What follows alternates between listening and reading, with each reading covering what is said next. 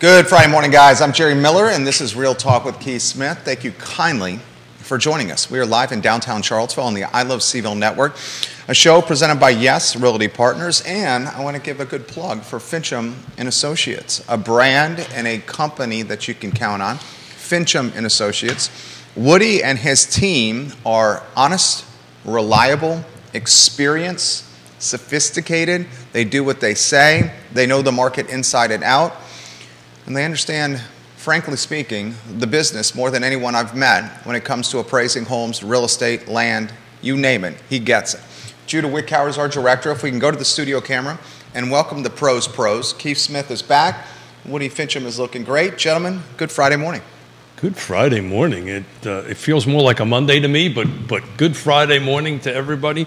Woody, thank you for being here, man. I've been looking forward to the show for a while because you're going to talk about some things that we normally don't talk about, right? And valuations that we normally don't talk about, like square footage and some other different valuations that are going to help maybe the real estate agents that are watching it and the folks that are trying to buy and sell to kind of get a better bead on where the market is. So what you were kind enough to do was to put together an analysis for us, and Judah has some slides and we'll buzz through them a little bit on it, but I wanted to kind of turn it over to you and let you jump in where you want to start, and then I've got a bunch of questions I wrote down that I want to throw your way. Sure. Thanks for having me on today, guys, and as always, it's fun to get in here and mix it up a little bit about what's going on in the local market. We've seen a lot going on the last couple of weeks. A lot of investors, we're working with a lot of investors right now that are buying residential in anticipation of this upzoning, so we're doing a tremendous amount of market analysis in that vein currently.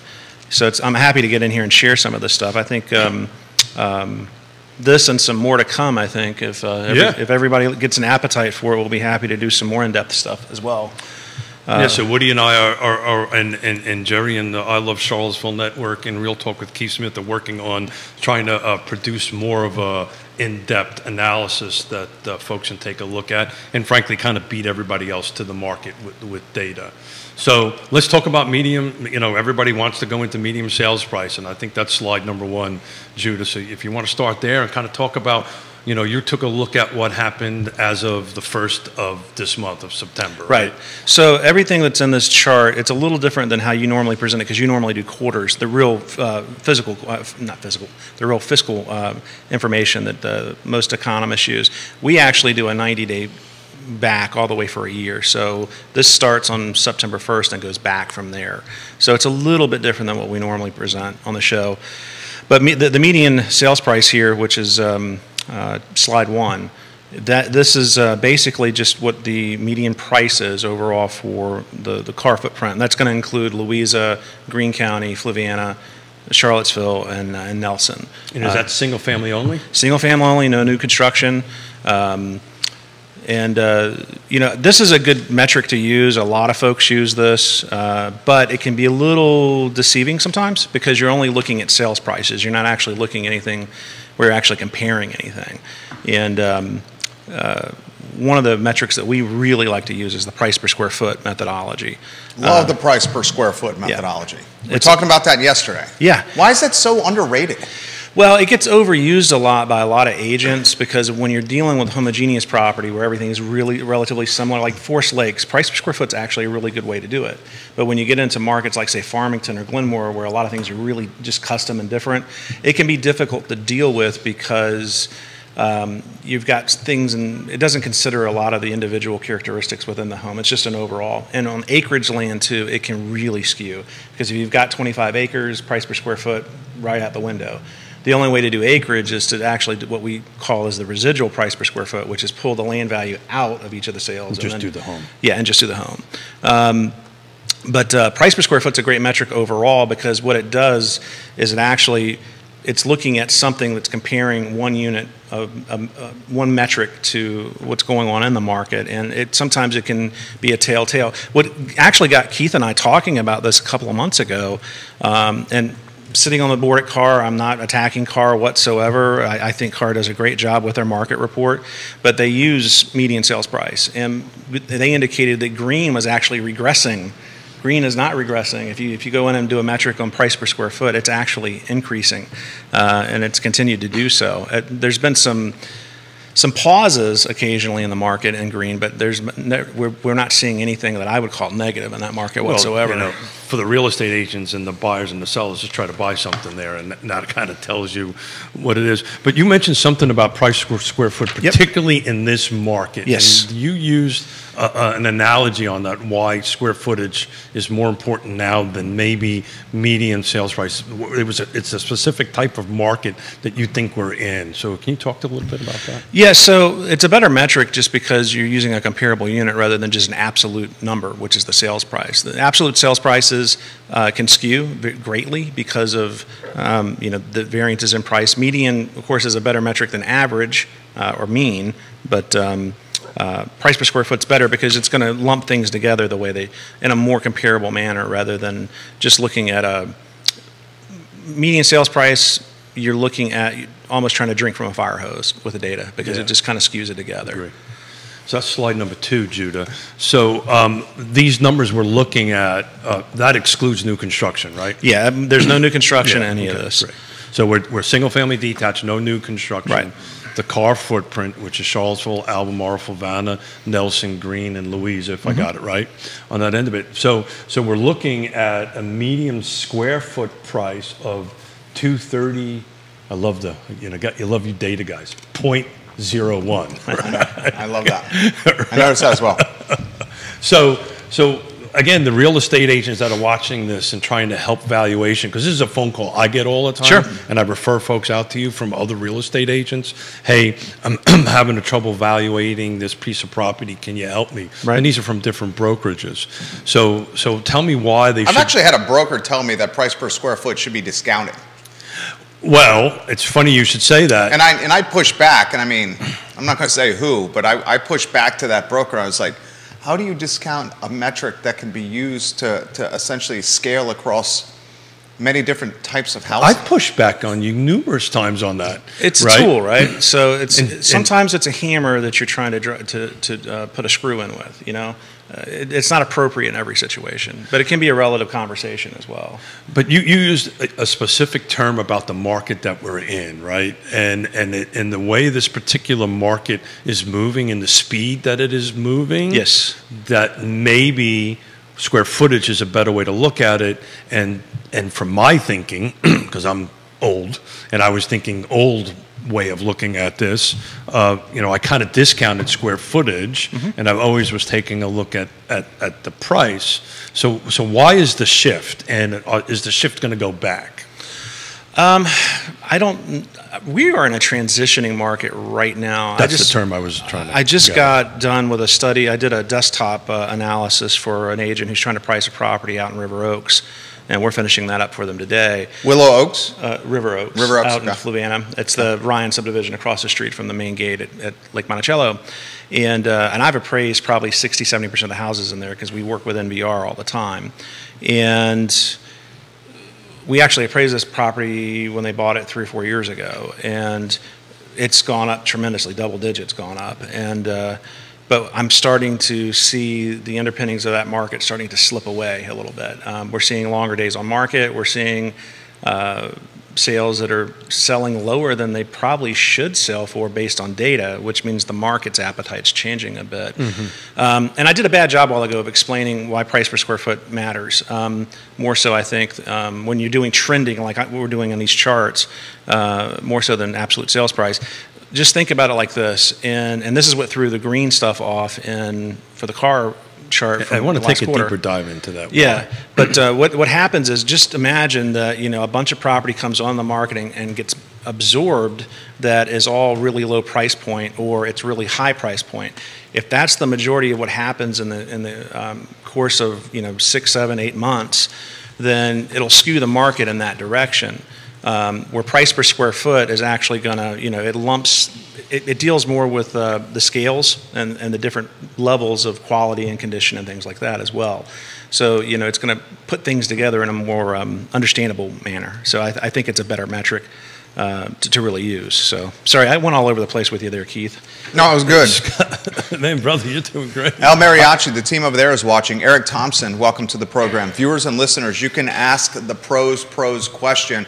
Dr. John Shabe, the owner of Pro Renata, co-owner, watching the program. Katie Pearl, hello. That email is forthcoming, Katie Pearl, I promise. Chad Wood, hello. Lisa Costello, hello. Welcome to the program. Andre Xavier, this show is up your alley. Jamie Turner, the real estate investor. Brent Lillard, the commercial investor, welcome to the program. A lot of commercial in the program. Rob Hubbard, the Esquire, welcome to the show. Woody Fincham is the guy in this community for appraising property. Fincham and Associates. Woody, the show is yours. Appreciate it, man. I really do. Getting imposter syndrome hearing all this laudatory stuff. Did you say lavatory? Laudatory. Oh, okay. Sorry, my hearing aids picked up. Roger Voisinay says, this is great information, Woody. He is sitting at the edge of his seat looking for more from you. Man, I figured you'd be watching a hockey game, Roger. But thanks for tuning in. So moving on to, Jude, if we can look at slide number 3. This is a metric that I don't really see a lot of folks talk about either, which is days on market. Mm-hmm. And we've got 2 charts in here. There's one that's for sales and one for actives. And there's a big difference between the 2 of them right now. Which is meaning to me that the market is probably decelerating a little bit. So before we get into that, so let's talk about the difference between the traditional DOMs and the actives DOMs, because you had to give me an education about that. So for the folks that are watching and listening, why is the difference? Because the regular DOMs are showing 7 currently, but the actives are showing 43. So what's the difference, and why do we have so different set of numbers? So this is a very important thing, particularly for appraisers. And I think this is where a lot of appraisers kind of get a black eye because they spend too much time on sales. Of course, sales are important. That indicates what the market's absorbed at. And so, the sold days on market are important, but they give you a retrospective perspective of the market. The actives, however, give you what's going on right now. And if you're starting to see a lengthening in the actives, which we are currently seeing, that tells me that the market's probably putting the brakes on a little bit. I don't think we're in any serious there's no issues with the market right now in a negative manner, but it's just slowing down some. But the delta, and I think the point you're trying to make is the delta between the DOMs, right? So these DOMs are established by sales, right? Once it sells, it's done. Exactly. The active numbers, the 43, and correct me if I'm wrong, this is how many days on market homes are active at this very moment, correct? Right. That would be the overall footprint for the entire area. Overall footprint. So what is active right now? So just and correct me if I'm wrong. So the DOMs that you're showing on slide number 2 this is closed, and this is what we're showing as the DOMs. But the actives are about 43. Yeah. And the delta between the 2 is growing, and that's what we're talking about, right? We're seeing it starting to lengthen out some, which means, more of a normal market, if there's even such a term. I hate using normal market, but... So it was interesting at the CEO conference up there, Dr. Lisa Sturtevant gave a challenge out to 400 top CEOs in this industry and said, was talking about what the absorption rate was. She was kind of geeking out on absorption rates and monthly, total inventory absorption, number of months, right? Right. And the conversation was, does anybody think 6 or 7 months is the neutral market? What is it? And everybody in the room is back to between 3 and 4 months. Right. So as far as absorption goes, as far as inventory goes, everybody's now looking at a 3 to 4 month. That might be long for this market. Right now it is. Right now. I would say a neutral market, and you guys are the pros. I just learned from you guys. I'd say a neutral market and the car footprint might be in the 45 to 60 day range. I would agree 100%. That was the retrospective way of looking at it for sure. What's the new normal? I don't know. I mean, real estate's dynamic. It's like any market, and that's what I love about it. Yeah, I mean, it's and that's why you guys stay collecting checks, because you have to stay on. That's why we do it with the infrastructure and the branding, because it's constantly changing, which means we're having to constantly learn. And because we're constantly learning and other people aren't learning at the same clip as us, we're able to make a business around it. Sure. Yeah, I mean, it's interesting to see what's going on. I mean, we're still, I'm looking at my data here. The sales D&M, and these are all median numbers, but I mean, the last 3 90-day periods were median of 7 days on market. I mean, that's a fast market still. So let me go back to this median thing, because one of the things that was also discussed by Dr. Lisa Sturtevant is the differential between average and median, and how this market right now, it was so traditionally, you looked at median. Right. I've been doing it for decades, right? But she's now saying, you can't really discount the average, because it's really, you've got to take a look at both sets of numbers. Why is she saying that for? So the average is going to be affected more by outliers, things that are really high and really low. That may not be in the normal cluster of data. And that's what I'm seeing in this analysis that I'm doing out in Palmyra right now. I've got a couple pieces of data that are really high, a couple pieces of data that are really low, and then I've got a cluster in the middle. So in that situation, an average is going to get pulled depending on how far away one of those outliers. The greater the distance on one of those outliers means the further away from that central that it's going to be. We don't like it as much as median, because a median is more neutralized, a number where it's not affected so much by those outliers. But when you're in a transitioning market, when you start seeing those, because they're both measures of what we call central tendency, right? So the further those numbers start getting apart means that the market's transitioning in some way. So average is very relevant to what we're talking about. But when everything, like we were a year and a half ago, average was not a useful number, because everything was just going right out the door. There was no problems with interest rates. It was the most efficient market we've ever seen. But now we're getting into a less efficient market, and so there's going to be a greater pull on those averages, and the averages can indicate that, we're definitely heading in a different direction. Fantastic explanation. Well, that was excellent.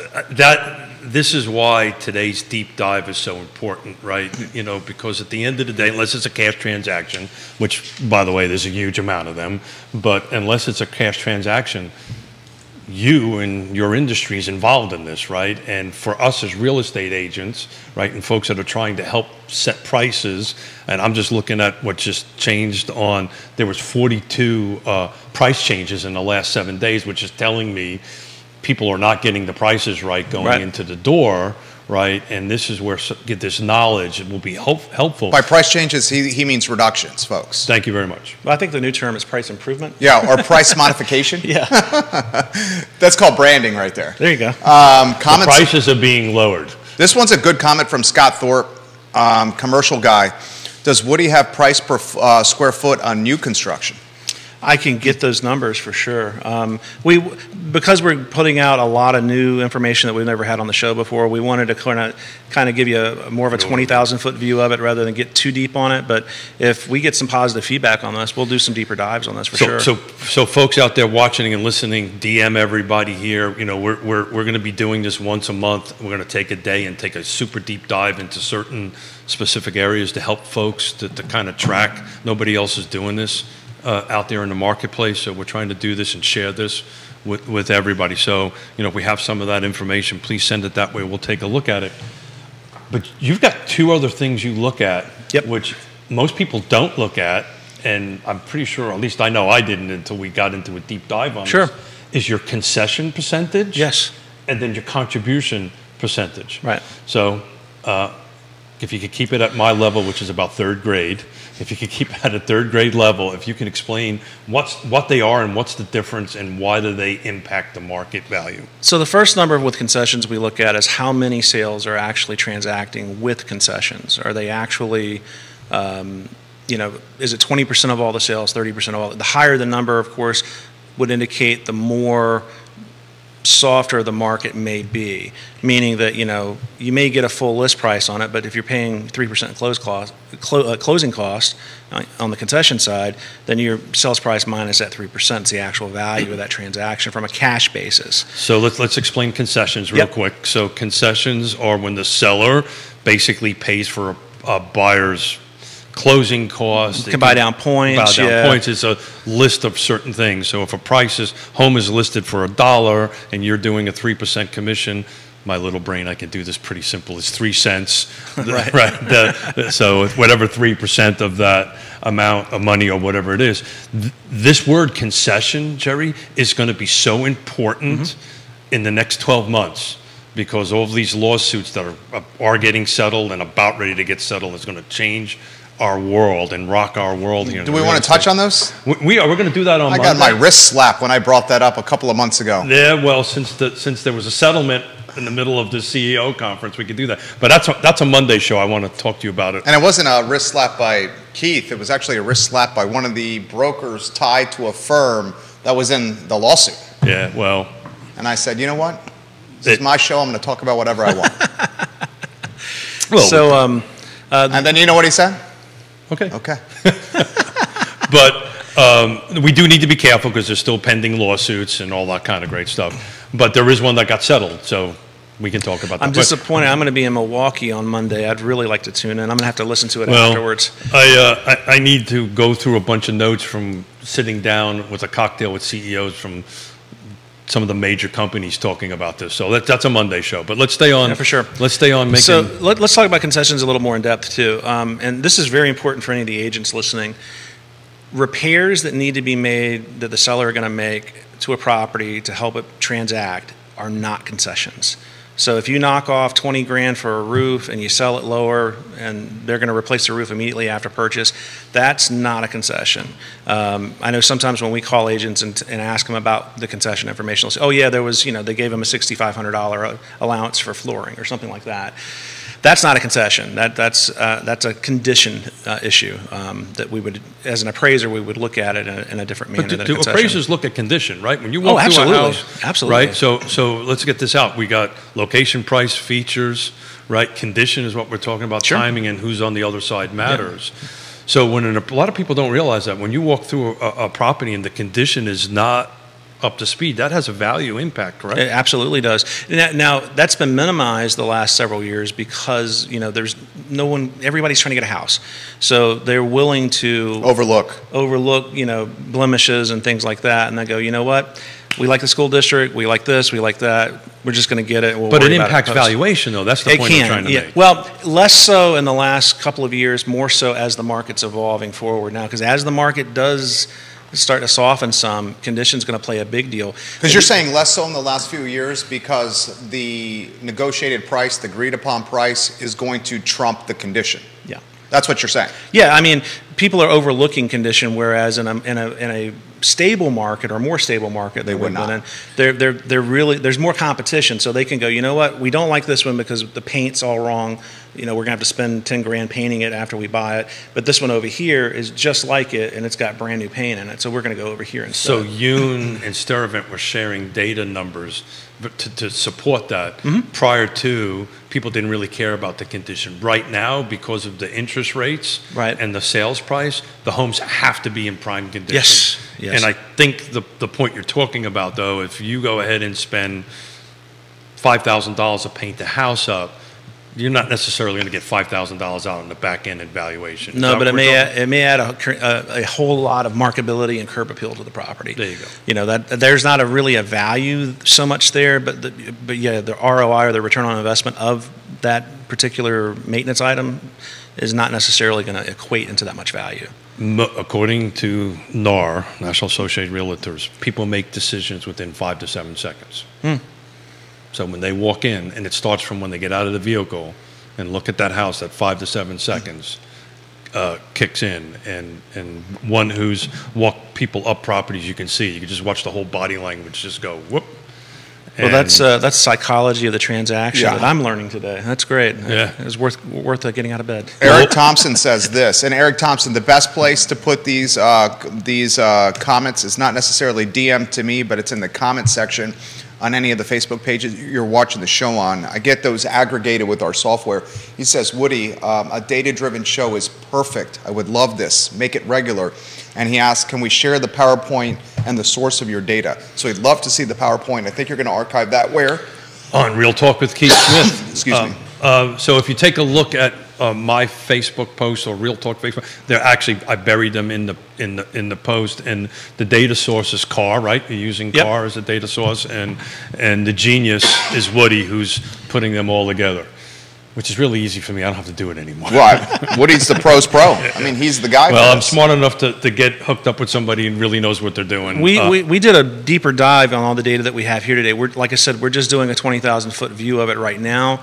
Any of you out there listening or watching, if you want the rest of the data that I ran for this show, I'm more than happy to provide it to you. Just email me. Don't text me because I'll forget to get back to you. Grayson says, what's your website? Woody? WoodyFincham.com. So what we'll do is the rest of the data, because it's like, it was like 20 pages or whatever, where I'm going to ask Judah to put up on the website on the market reports, and then then we can share it that way. Great. So that's where it's going to be. So back on concessions. Yep. So we're saying between 0 and 3 months, right? So the last 90 days, 21.4% of all transactions had some sort of concession. That's true.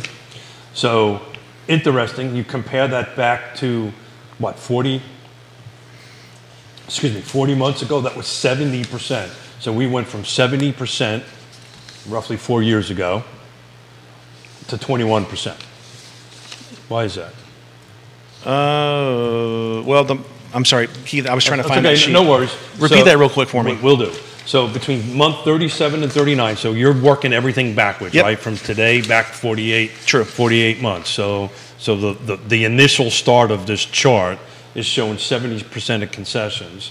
Today, we're at 21%. Yes. So that's a pretty wide delta. Oh, it really is. But, you go back 37 to 39 months ago, we were in a much different market than we are right now. I mean, that was, we were that would have been right after COVID started. So the market was transitioning from pre-COVID into the COVID market.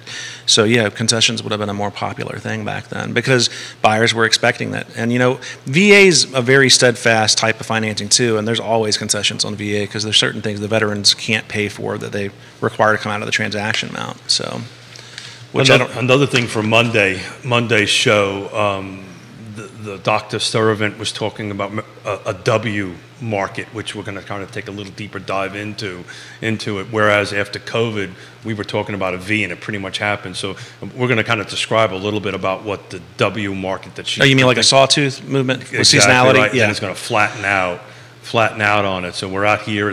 She thinks it's going to take a dive. She's not super bullish on the market right now, is she? She thinks, well, she is and she isn't. It's very interesting. And Dr. Sturtevant is the chief economist for Bright. That's true. And Bright is this synonymous, how would you characterize Bright? So competitor to? Bright is a regional MLS. It covers most of the Northeast, a little bit in the South. It's probably the largest. Bright's got market share. It's probably the largest. They partnered with. We call them the Borg because they assimilate every MLS out there. And they partnered with the California MLS, which is the largest in the country. Yeah. So they have a really good footprint. So she runs the whole economic. So when she speaks, people listen. You need to listen to her. Yeah, she's a true economist in the sense that they call it the dismal science for a reason because when you're doing econometrics, you're looking at data and you're letting the data tell the story. You're not trying to orchestrate a story around the data and just using the data as a prop. Which I'm going to say this. You're not saying this. Dr. Yoon does that.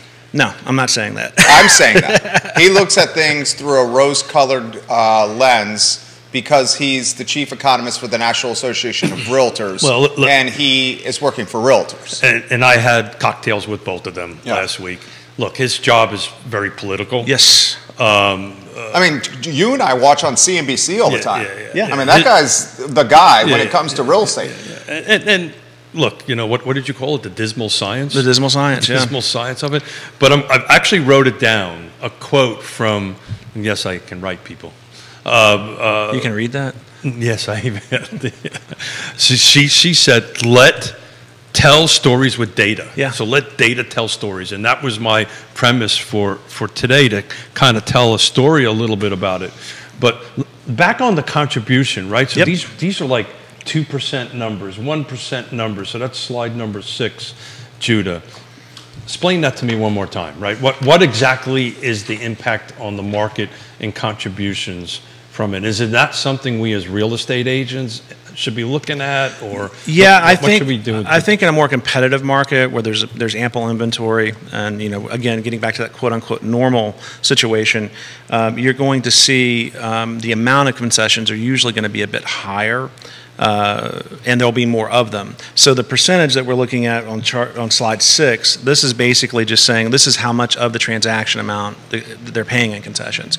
If you go back to that, where we were showing 70% of the market, it was actually lower than it is now at 1.4%. But there was also more participants, sellers that were willing to pay those concessions. A lot of sellers have not been willing to pay concessions for a while now. That's why we're down to 20% or so on all transactions having concessions. I'll be honest with you, I didn't expect to see 20%. I didn't either. Did you, Jerry? I didn't expect that at all. Yeah. I expected as close to zero as we could get. Well, again, VA, we're a DOD state, so VA transactions still, there's a large amount of them, and all of those are going to have a concession of some kind on them, generally speaking. Yeah, but VA is not a huge percentage of the market. I mean, I could just take a look at the last 7 days real quick. Sure. While somebody else talks, we had 51 units closed in the last 7 days, and I can tell you how much was cash and how much wasn't here in a minute. Yeah, this market is shifting. Yeah. And it's shifting pretty quickly here. Jerry, 7 were cash, 38 were conventional, 2 FHA, 1 non-specified. So out of the 50, only 3 were VA. Okay. So but that's in the last 7 days. So it's less than 10%. So, I mean, I lean on VA heavily because I'm a VA panel appraiser, and it's the steadiest mortgage business that we have right now. I mean, people in the VA with VA benefits are still refinancing. I'm shocked at how many refinances we actually see. So back to the shifting of the market, I need to ask you the crystal ball question, right? Where do you've looked at these numbers, you're in numbers all day long. My assumption is, my analysis is that this inventory restriction that we have on, or constriction or lack thereof, is probably 5 to 10 years down the road. Sure. Are you seeing the same thing? Well, with what the economist from the National Association of Home Builders, I cannot pronounce her name, and I apologize. Wonderful economist as well. I mean, their data on what's going on with the supply and demand with new construction, they're not expecting there to be enough inventory on the market to suit need at least through 26 or 27. 2025. Yeah, so that's when it's going to start, but I mean, we won't see that starting to decline at all. Of course, then we're going to get into that shift between the millennials and all that, and the next generation behind them. There's just not going to be as many people as active in the market, 10 years down the line. Where do I see us in the short term? I think that prices are going to remain up. I think interest rates, and I do disagree with Dr. Yonna on this, and this is just anecdotal. I don't have any support for it, but I don't think we're going to be back down into a mid-6 percentage basis by January, February. He's saying that Yonna's saying mid-6 by Q1, start of Q1? Yeah. Not a chance in hell. I don't think so with what I'm seeing right now. I mean, that's more of a Scott Morris question, but... I honestly think that there's going to be another rate hike coming up. Yeah. Oh, there's definitely another rate hike coming. We're expecting another 25 The basis. official answer, that's a 50-50 chance. This may not happen the next go-around, but I can tell you about Christmas time it's going to happen. That's what I'm saying. And for those that are saying that there's not going to be another rate hike, I'm like, what's in that pipe? Well, what that's going to do, and we learned this yesterday. The rate hike's going to time with Christmas spending and really F people up. That's what's going to happen. Because people put the Christmas spending on credit cards. That's what they do. They did show that yesterday, that the revolving debt for credit cards is going up. More people are using their revolving credit to pay bills. Well, because they got all this cash. Spent all this cash, and now they're just spending more money into the cash. From Here's the crazy. This is such a dichotomy. We have Americans. We talked about this on yesterday's show. American homeowners, on average, have $200,000 in equity in their house. Yeah. This is macro. Yeah. Americans have the most equity in their homes in the history of America. Now, the only time that was, right there was peak 2022. Okay, so most equity in their homes now, but also the highest credit card debt in American history right now. And if I was in the mortgage business, I would be chasing HELOCs and branding and positioning myself as the HELOC maestro. Yeah. I mean, we're actually working with a mortgage company as a consultant right now they've gotten into the solar. They've been doing the solar loans for solar panels on homes, and they're a national company, and they're going to try to convert all those what they call UCC1 loans, which are it's bad for the consumer in the sense that it makes the panels their collateral to the property. So for the loan, so if they default on that loan, the company can come in and take the panels away. So they can't add value because they're not part of the real estate because they don't have full ownership rights to them yet. So they're converting all those over to traditional mortgages now, and that's interesting that a big company like that's going in that direction. So for I love Woody. For agents out there that are trying to help clients help clients put homes on the market and hit valuation, right? So you're suggesting for them to start looking maybe a little bit at the square footage price, right? They got to do it smartly, right? So if I'm looking at a home at Lake Monticello and another home at Lake Monticello, right? And so they're similar square footage, lot size. That's a good number to start looking at right now. It's good as long as it's used correctly. Now, you don't want to, there's two major types of property at Lake Monticello. There's the colonial 2-story and there's the ranch basement with a basement. If you're looking at a house that's a ranch with a basement, only use those kind of properties. And don't go to the acres if you're in the regular section. Don't go to a waterfront if you're not in that section. Some guy lives in there. Yeah, there's nothing wrong with the acres. When you put it up for sale, I think we're going to buy it anyway. Stop it. Yonna, if you're ready. No, she's in Austin at a leadership conference, so she's not watching. But yeah, I mean, you want to use like to like. You don't want to compare a pear to an apple. I mean, and that's the mistake a lot of agents will make. I know when we get a reconsideration of value sometimes where we're not able to support contract, agents will send us over comps that are based solely on price per square foot. But if it's, if I'm doing a ranch and you're sending me over colonials, those aren't comparable properties. Man, this is maybe the right format to do this, but I would love to do a live way you do a CMA using Paragon and how to go ahead and do that, because that's what happens there. You really need to make sure that you narrow down, comparables. You're not using more acreage or less acreage and so forth and so on. There's a ton of agents that are pros out there that know how to do that. Sure. There's some of them that do not. Yeah. And this would be a great opportunity to go ahead and help that. So we'll have to figure out a way to go ahead and do that. That's a Judah question. Can we actually do a screen share where we can put it on live? That is a Judah question. But we can talk about it later. That's what I'm thinking. that is a Judah question. Judah's head just went. Let's talk about it later. He said we'll talk about it later. Comments. Put the comments in the feed, guys. We'll relay them live on air. Carly Wagner, welcome to the program. Carly Wagner is going to join us on the talk show later this month. We're excited to have her on the show. Sarah Hill-Buchensky watching the program. Ray Cadell watching the program. Dude, you guys have a boatload of real estate investors on this show right now. I count 7 that I know of watching the talk show right now. Woody Fincham is a guy that you should contact for appraisals, guys. Carol Thorpe watching the program. Hey, Carol. She says, a happy client of Keith Smith. Oh, very much so. Wonderful people. She says, a house next door to mine, Woody, went on the market. It was built in 1979 and abused by its last 2 owners. It was spruced up and put on the market August 17th for a ridiculous $470,000. And sold. Clearly, the owners are seeking to recoup 100% of their fix-up costs, but nobody's interested. Mm-hmm. We have not seen a single buyer come to tour, and they just knocked $10K off the asking price with the house already floundering 3 weeks on the market. Carol Thorpe, we appreciate you sharing that. Can you let us know, if you could, the neighborhood? And I just responded to your friend request, Carol Thorpe. Let us know the neighborhood. That would be great.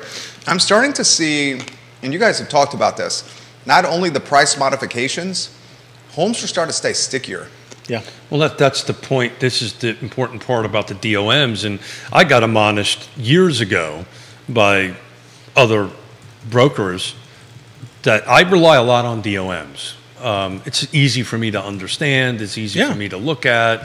It's easy for me to equate a quick absorption. It kind of tells you who's getting the market right and who's not getting the market right at a given moment. But I really did not look at the difference between the actives and the souls. I kind of focus on the souls, and in our conversations, you've recruited me a little bit to start thinking about away from that, because of the fact it's 45 days old, it's 60 days old, it's 30 days old, right? It's not reflective of what's happening now because the market's moving so fast. Well, I think that because the market was going the way that it was, a lot of professionals on the sales side or just knee-jerk responses of, hey, this has been on the market for 25 days. There's something wrong with it. We're not even going to look at it. That's what's happening now. Yeah. I think we've got more discerning consumers out there. I mean, they have to be. Yeah, it's so costly. I mean, what did was it Yoon or the other economist yesterday at our meeting had mentioned that every time we go 25 basis points up, we eliminate 1 million buyers from the market nationally. Yeah, every. You guys should consider every time they do a rate hike like this, how it impacts people from like an actual physical health and the deaths that it creates. That's a statistic that you guys should Google after the show. When they hike, like they're doing, people die. Mm-hmm.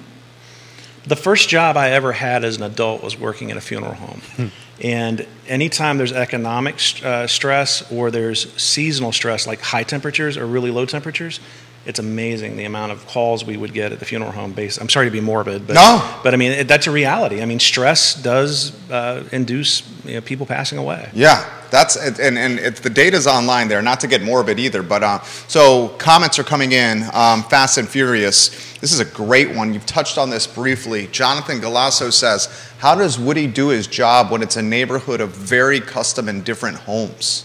Does that make it more complicated for Woody?" Very carefully. When you get into custom, let's talk about Farmington, a very exclusive market. There's a myriad of property styles in there. Some newer stuff, not new, but newer stuff, and then we've got some really, nationally recognized pieces of property like Allison Hall and those properties. It's almost more of a qualitative comparison than a quantitative. Like in Lake Monticello and Forest Lakes, we can get very quantitative because I can correlate. Numbers to how people are reacting. When you get into a custom market, very often an appraiser, because of the conservative nature by which we use all of our techniques and methodologies, we're usually going to be under what someone's going to pay for a property in Farmington, and particularly the higher end ones, because there's that market's able to pay cash for almost anything they want. So it's a matter of people writing a check. So if someone's particularly moved to buy a piece of property, they do it out of emotion, and they'll pay more money for it. And it's not uncommon for a $5 million property to transfer out there, and then they'll spend almost $1 million or more on it, making it their own after they buy it. I mean, a perfect example of that is the listing Tommy Brannick has right now in Farmington. There's a Farmington listing right now. It's the only house on the market in Farmington right now, on the market. There's a piece of land by Macon Gunner that's listed in Farmington as well. But Tommy's listing is, I think, and I'm looking at the MLS right now, 3250, $3,250,000. It's 440 Oak Circle, 5 bedrooms, almost 52, call it 5,138 square feet. You're talking a price per square of $632. And if you flip through these photos, I mean, it's a gorgeous home, brick Georgian. Yeah, it really is. If you flip through the photos, you will see that whoever buys this and spends this money, and it's getting some DOM on it, is going to probably put in $1 million to bring it up to 2023 standards. Yeah, I mean, there's nothing wrong with this property. I don't want to sound like I'm being negative on it, but there's a lot of. It's just a price point standard. It's what you're saying. Yeah, it's kind of a dated interior. And yes, look at the kitchen. Yeah. I mean, that's a specific taste to someone, and you see more of that in that custom market. That's, as an appraiser, we call that use value, meaning that it's a value that's specific to some person. Like swimming pools are a perfect example of use value. 2 out of 50 buyers want a pool. They just don't want to buy a house with a pool. My wife has made the comment to me, because I would love a pool, and she's made the comment to me, we're not going to do that. And why is that? Because of fear with the boys. That's exactly right. And I'm like, well, we can build a fence around the pool. And she goes, I just don't want to have that stress on me. Yeah. That's to each their own, though. If you buy a house with a pool, it's a great investment as far as if you're going to enjoy it. But if you're going to put one in, your ROI is if you're interested in what you're going to be able to resell it for, it's negative. You're going to lose money. Yeah, it's a negative ROI for that reason. It's a 50-50 shot. Well, I mean, he called it 2 out of 50. Yeah, I think from a boots on the ground kind of thing, my experience has been either half the people love it and half the people hate it, right? And there's also the maintenance and cost of maintenance. Well, I mean, what's the pool on average a year to maintain? Well, we're talking thousands of dollars. Yeah. Oh, sure. And actually, since we are without children. We're empty nesters. I actually said to Yonna, hey, well, let's put a little pool in the backyard because I like the water, I like the pool. And then I got the grandkids thing, no, we're not doing this. But at Lake Monticello, we just go to the pool. Well, and that's what she said. Just go to Goosehead if there's going to be a pool here. Eric Thompson says salaries are not keeping up with rental and home prices. Jamie Turner, who is a real estate investor. Dude, Jamie, I straight up sincerely mean this. Jamie Turner routinely watches this program. This dude is on the cusp of innovation and where the market is going and on entrepreneurship and macro and microeconomic trends. He said the pain is here and a lot more pain is coming.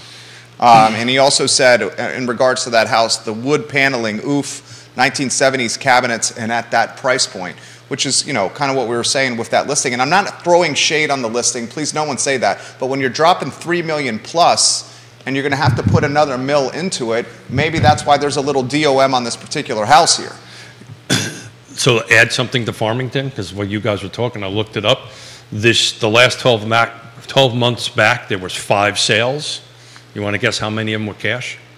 I would say a good portion of them. All 5? 5. Yeah. I mean, because of that price point and the wealth. The luxury buyer right now, it just it's literally not heard 8 it. points on a loan. Just they won't do that, and it's really interesting. The luxury buyer is buying multiple homes for cash, and they're doing one home here, one home there, one home here on that end of it. But so none of them would end up in Woody's world unless they want to negotiate an appraisal. You'd be surprised at how many diligence appraisals we'll do on cash deals, though. So speaking about that, right? She says Oak Forest for that house that went on the market for $470,000. Carol, yeah, it's a stone throw across the street from Albemarle. Carol Thorpe says Oak Forest. I've lived in this neighborhood for 27 years. There's a house on the market that went on at $470,000, which she said was absurdly priced, and they just did a price reduction. Yeah. Well, we'll look that up while we're talking.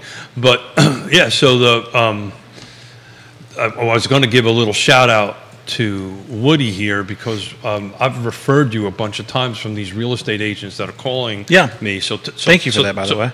My pleasure. Well, we're all here trying to make the market better. Yeah. Right?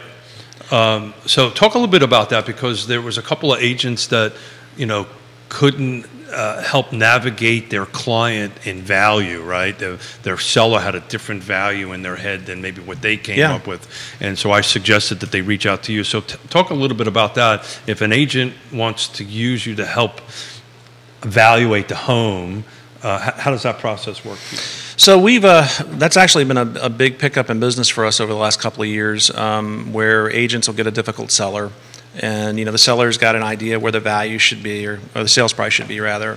And they're going, you know, that's probably not possible. And the agent will do everything they can to convince their client to go in a different direction. And then, of course, the seller's hard-headed. They're like, no, we're not going to do it.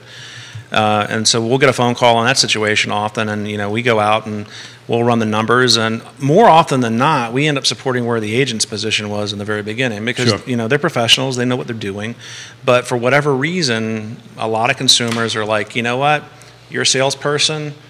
I think I know better than you do. I mean, of course, Zillow and Realtor.com and all that, it arms consumers with a lot of data. And sometimes they know how to read it. A lot of times they don't. But, you know, I'll come in, support what the agent's saying, and then the homeowner will go, oh, okay, well, that's where we need to be.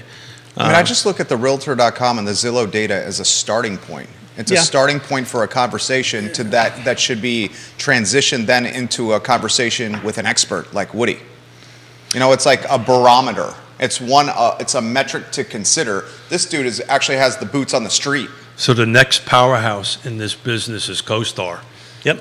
And I had a cocktail with the CEO the other day, and they specifically do not do valuations in their systems, and they're moving to a whole fee-based, subscription-based thing instead of, you know, what the Zillow is doing. CoStar's great.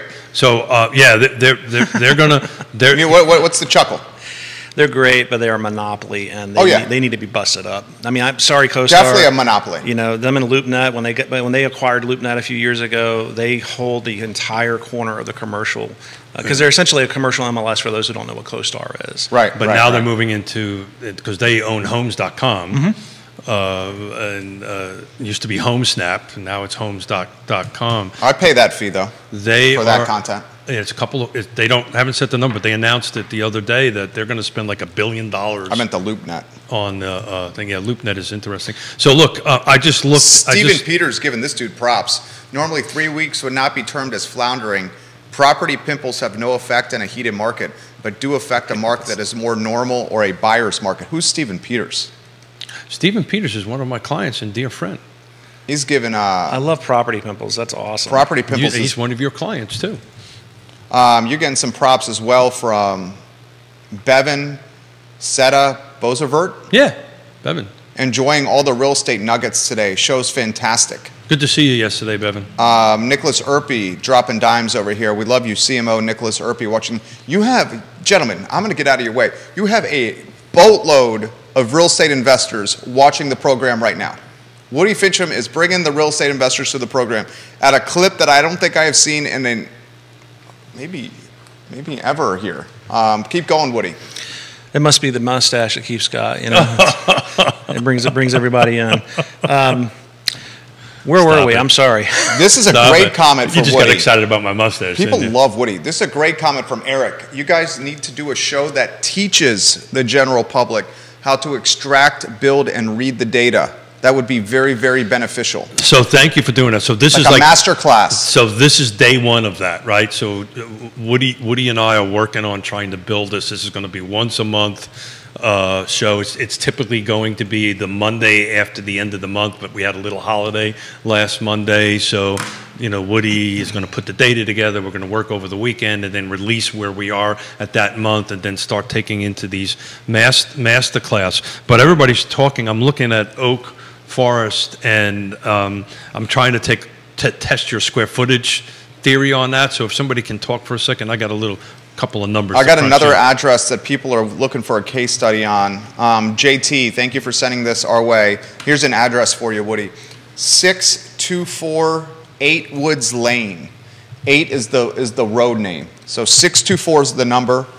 EIGHT Woods Lane. And JT says $950,000 for a townhome. $950,000 for a townhome. A year built, and I'm looking at the listing, year built 2017, HOA fees are $208 a month. It just came on the market one day ago. Price per square, $316, 4-bedroom, 3.5 bath, 3,000 square feet, $950 ask. A talented agent, Bunny French of Loring Woodruff, has the listing. Yeah, that is a high price point for a town, but I mean, that particular neighborhood always has high price points for towns. I'm just trying to... What neighborhood is that? I'm trying to pull that up as we're talking. I mean, it's a beautiful home. Oh, for sure. And it still's got that new look and feel. I mean, the kitchen, you can tell. I mean, this is a gorgeous home. So we're all doing this live and on the fly here, but I just took a look at Oak Forest, and thank you, Carol, for sharing that. So just taking a look at what has sold in the last 12 months, there was 4 homes that sold. Back to Woody's square footage. So the average square foot price on that was $212.64. The one that's listing right now is at $245. I'm trying to compare homes, make sure we're looking at apples to apples and pears to pears on that end of it. But do you think that's kind of where we're kind of a little skew on the number on the number, why this is on the market for a little bit longer than I think it should be? By the way, on the sales, on the 4 sales there, the average, because I'm going to use average DOMs, is 28. Okay. So we are now 39. So we're roughly 10 days, 11 days. It's seasoning. I mean, it's seasoning longer than typical. So I mean, that should be indicating to someone that, hey, we might want to rethink our strategy on how we're putting this out there. Price is wrong on it. The townhome is in Kenridge, Ivy Road, across from Borset, next to Farmington. Yeah, we've done a bunch in there over the years. It's a beautiful little subdivision of attached homes. Gorgeous subdivision, and the price, the sticker shock of $950,000. There's a premium for that little corridor. Yeah. What is the premium for Ednam Village, Kenridge, Farmington, and like Ivy right on the Charlottesville line? I mean, Bel Air's in there as well. I mean, what are you talking, like a 20-25% premium just for that quarter? Well, I mean, I'll put it to you this way. We don't go to other neighborhoods to comp those properties when we're in them because they are their own markets. Ednam is its own thing. Farmington's definitely its own thing. And there are sections in Farmington. They're not sections, but different niches of property in there for sure. I'm trying to think what else. I mean, there's a few estates that we've done that are outside of the subdivisions that are adjacent to Ednam and right across from Farmington, like Cherry Hill and Windsor Hill. Those properties are super, super valuable because they are literally, as you are crossing that threshold from the urban area or suburban area into the rural area. Just beautiful views from those properties. I mean, great location, close to everything. Yeah. You have amenities right on the urban ring, but in Albemarle County. Hop, skip, and a jump from the University of Virginia. Yep. Interstate 64, the bypass. I mean, it's got everything there. Bevan says, thank you, Keith. Jeff Bentley jumping in the mix here. TV station down the road watching us on Real Talk with Keith Smith. So this is live, so don't hold me to it, but looking at, go back on that oak tree or that oak forest, I've kind of took out basement versus no basement and so forth and so on. Right. It looks like it's about 5 to 10% high on that end of it. Well, she just said they had a price reduction. Yeah. And you still think it's high? I think it's still high, yeah. It went from 470 to 460. Yeah, that's another thing, too, that I think she mentioned that this has been recently renovated, so they're trying to get their money back out of that. So, well, that's back to your contribution percentage, right? And that's also back to a show that Jerry and I did some time ago about what your ROI, your harvest. Well, that's something that an appraiser or a well-trained agent can help you with too. It's called a feasibility analysis. You know, what could you get for it right now? What could you get for it fixed up if you have an idea of how you're going to fix it up? And what's the delta between the two? And with as high as the trades and materials are right now for contractors and what have you, a lot of times you're going to overdo it if you're not careful, and if you don't make conscientious decisions to limit what you're doing to it. If you over improve it and you're trying to immediately resell it, you're going to be negative on that, or you're not going to make as much profit on it as you would have otherwise. Well, I will tell you, I buzzed through the 4 that sold in that neighborhood pictures versus this. As far as features and conditions, it's way over the other units. I mean, unbelievably done on it. So I just think it's just a little too high. Lipstick on swine. I mean, and not that that neighborhood's a bad neighborhood or anything like that, but I mean, you can't treat something like a prize steer if you're in a regular beef market. I mean, love that analogy. Woody Fincham dropping dimes. This from Jamie. I've seen a few double wide homes sell for stick-built value. Oh my God, it's crazy what's going on in that market. He says, does Woody see this trend retracting back to pre-insanity levels where double wides do not appraise at the same rate of stick-built? Well, it's a hell of a question. They typically don't. I mean, on new construction manufactured, which those are a thumb on a hand, because how often does someone build one and then sell it? So most of the time, the costs on those and what the companies charge to build them are really high. They've gotten higher and higher and higher. With Freddie Mac's new program about 3 years ago, they've got this new generation of manufactured home that's come out. And I think they honestly came out with it to actually look at places like Detroit where there was all this browned out areas where there was nothing going on, where you could get these really thin lots and set these manufactured homes on them. But what they did with that is they increased the quality of them to such a degree that they really aren't less expensive to build. You can certainly put more, if you're a builder doing it, you can do more units per year. But if you're going for a high quality manufactured home, you're gonna be every bit as expensive as a mid-price stick build anymore. It's crazy how much that's gone up, because they're dealing with the same thing everybody else is dealing with. Even though they, what's the name of the company that Buffett owns that owns all the manufactured home companies? Gosh, my brain. I'll look it up. Warren Buffett and his big company. Berkshire Hathaway. Yeah. Oh, yeah. Gotcha. They own the I thought you meant the specific company that owns the... It's Clayton Homes. Clayton Homes. Yeah, it's who they own. Yeah. And shout out to our friend Jesse Rutherford. Yeah, for sure. Oh my God, Jesse Rutherford is a huge fan of those type of homes. He's watching. He does a ton of that. If I were an investor right now and had the funds, I'd be going into Buckingham and buying lots and putting manufactured homes on them. It's interesting, but the numbers are showing that the sales prices are going down in Buckingham, because we're not looking at that in these set of numbers, but they're going down. But it you know, I think it was Jamie Turner that may have mentioned this. You know, look, this market that we're in right now is going to be this market for a foreseeable future, unless something, you know, none of us at this table know happens that impacts us across the board. Is that talking about Black Swan? I mean, whatever, you know, God forbid something happens that impacts the whole thing. Dr. Lisa Sturvin, I wrote it down. 20% of the national GDP. No, help me out there. GDP. Thank you. Is in the housing ecosystem. Now, I'm not an economist or a PhD or anybody, but I can tell you in the time of great unpleasantness, yeah, I can believe it, 20%. I mean, it impacted our country hugely when between 2008 2010. So 20% of our total GDP, if I got that right again, is whatever. I'm dyslexic. I'm reading it backwards. It's okay. We know what you mean. Yeah, do that. But I wanted to take something. 2 weeks ago on this Friday, which I think was the last time I was in the chair, we had 47 it's days. Nice to have you back, dude. Thank you, sir. I know sincerely. You. Yeah, I know. I feel guilty. I feel guilty every time I go away. But I tell you what, dude, it makes the flow for me. Yeah. But I got so much education. You know, when you're sitting down with the people and just listening to the conversations, it's impactful. But 2 weeks ago, we only had 46 new homes come on the market. Today, 7 days back, at 70. That's a huge jump. I can't remember the last time I'd seen 70. I have to buzz through my phone to go ahead and see the last time. So we now are starting maybe to see the inventory uptick a little bit. Hopefully. I don't know. I don't know if that's seasonal. Maybe it is. Maybe seasonality is back. Seasonality is definitely coming back. I mean, it used to be, particularly in the rural markets, we call it a sawtooth effect. You know, certain times of the year, volume was down quite a bit, and then certain times of the year, it's up quite a bit.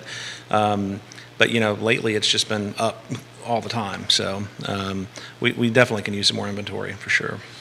Yeah, 43 price changes. That number is almost double what it was 2 weeks ago. So, you know, I think people are going in, getting a little long on the tooth and starting to reevaluate it. Look, I can't overstate to people out there, if you're going to put a house on the market, it needs to be priced right.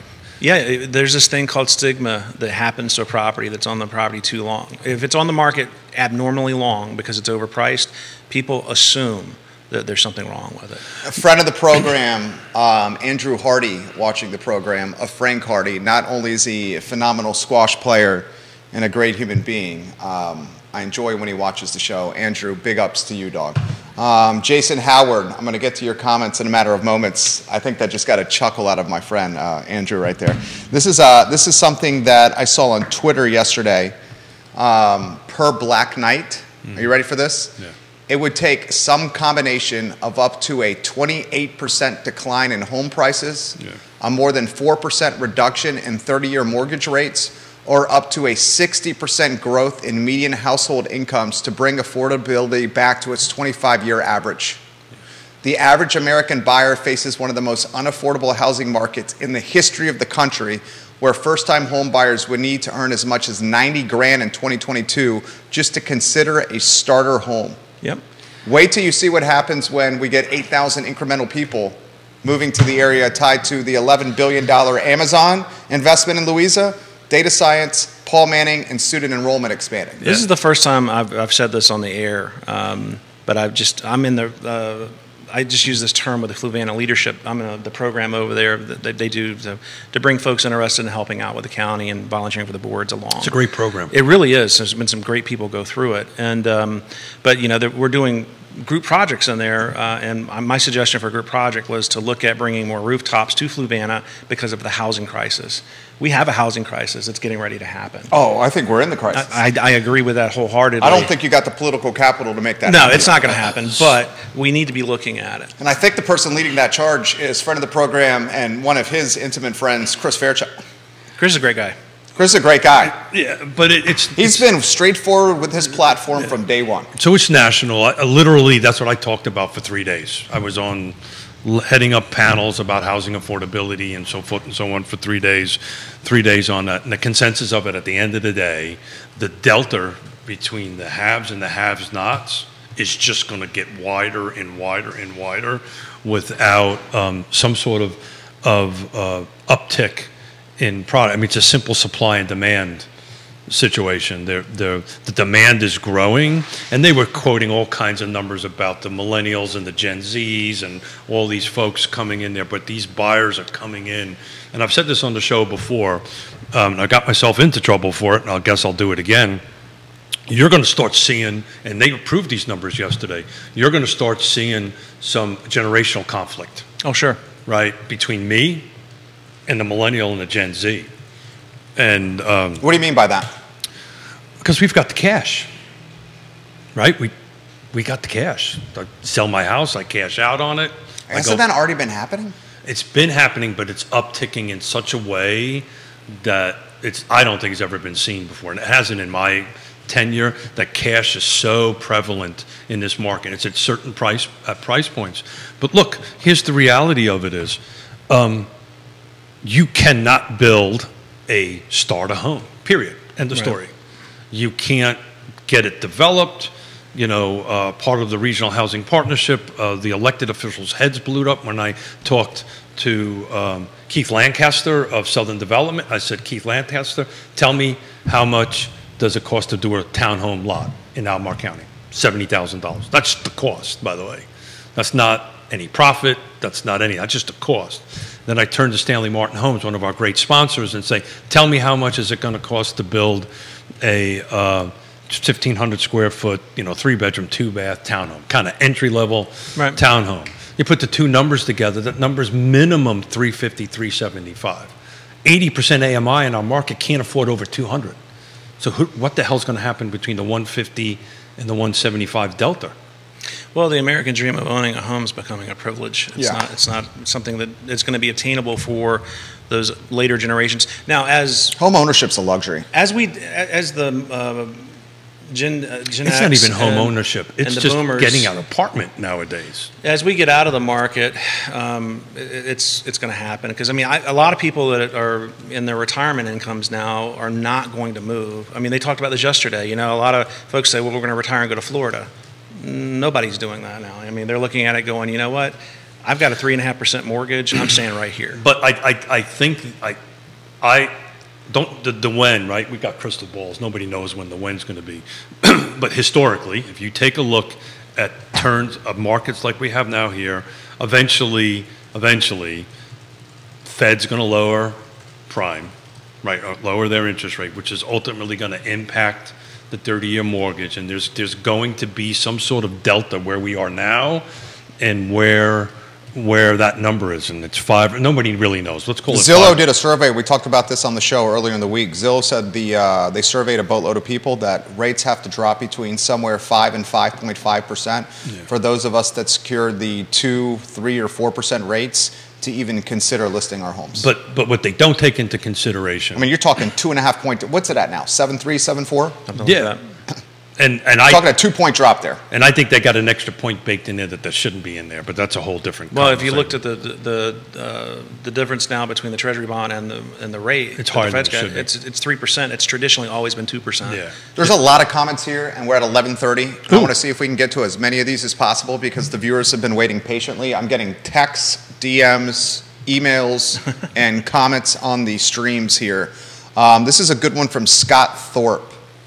I'm curious of your take on this, fellas. He says, inventory going up, sales slowing, will likely begin to increase price, will likely begin to see more price adjustments, meaning price drops.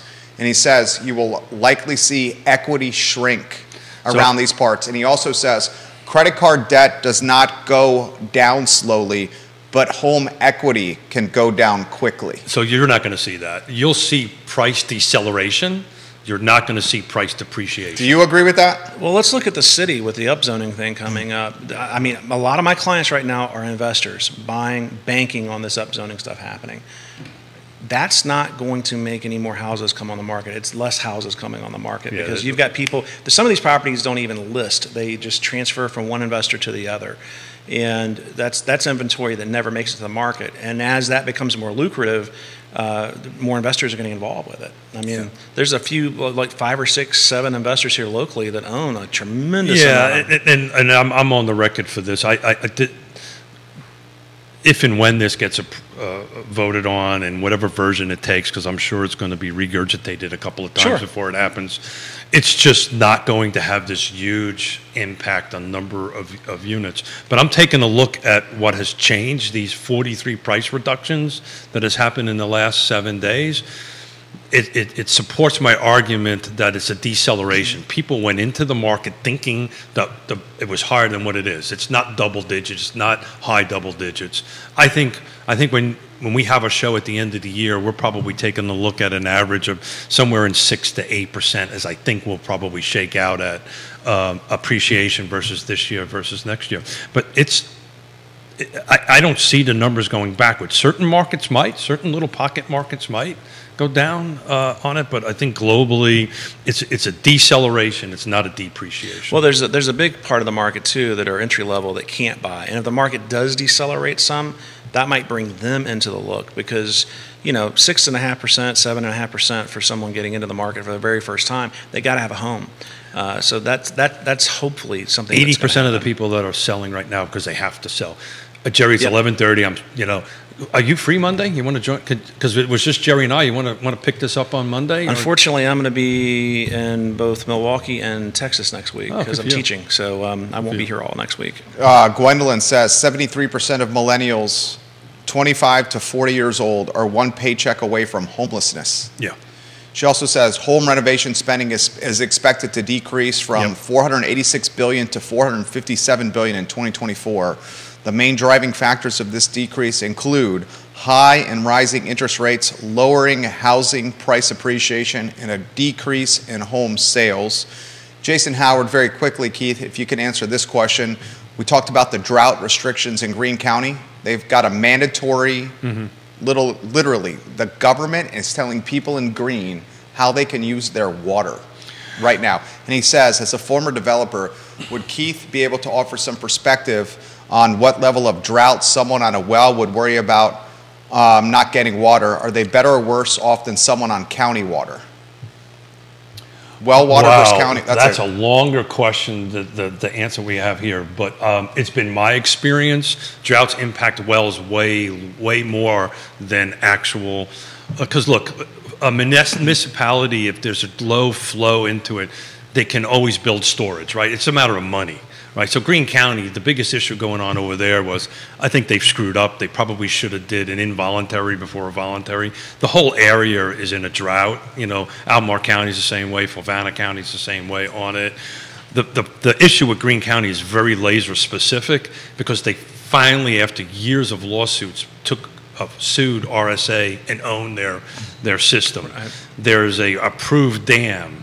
They need $10, $20 million to go ahead and build it. So there's a plan to improve it. I think from a PR perspective, that was handled rather poorly. And I've told the folks at Greene County that they probably should have came out as a little softer instead of... You didn't know you need your hydrology degree and geology degree today, did you? I did not know that. But I can tell you my experience of 37 years of how many years of doing this, I've seen wells fail quite a bit. So, look, it's always particularly how long you've had it. I'd bring a well person in there to take a look at it and see how your flow is. Sometimes you have to set up on them and re-drill them and shock them and not shock them. I'm going to slide this to you here. We don't have time to get to this one, but this is a damn good one here for you. You might want to send it to Keith here. That particular viewer is asking for DL and anonymity there. It's about a piece of property on Locust Avenue. All right, that's the show. Guys, we'll look at that on Monday. I did not get to all the comments today. We just ran out of time. Roger Voisinay says, fantastic show. Thanks to all involved. Thanks, Roger. So put it on your calendar. The first Monday of next month, we're going to have Woody in here. We're going to tear into September's numbers and keep on going. Claire All France Thank you kindly for watching the show. Oh, if I didn't clear. get to your comment, I apologize. We are out of time here. Woody Fincham is of Fincham and Associates. Dude is a badass. I mean, he's a rock star here. Fincham and Associates. Woody, thanks for doing Gwendolyn this. says, great, fantastic show. Keith Smith is a badass as well. RealTalkWithKeithSmith.com is the website. RealTalkWithKeithSmith.com. One of the principals of Yes Realty Partners. Judah Wickower. Sounds like we're going to be talking about screen sharing here once the show gets off air. My name is Jerry Miller. The I Love CVille show is up in 56 minutes. Thank you kindly for joining us. So long, everybody. Tell Smith you can't do it. And then we're done. Great show. He's going to tell us.